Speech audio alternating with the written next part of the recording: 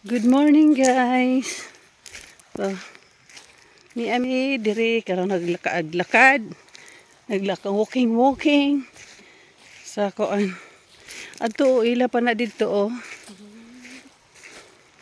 Adto mi atong batuhan.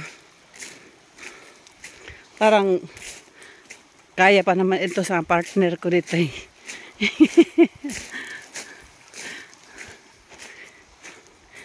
Ito yung pinuntahan namin last year. Piborito namin ditong magstay. Ay, komportable ka, oh. Ganyan, oh. Yan.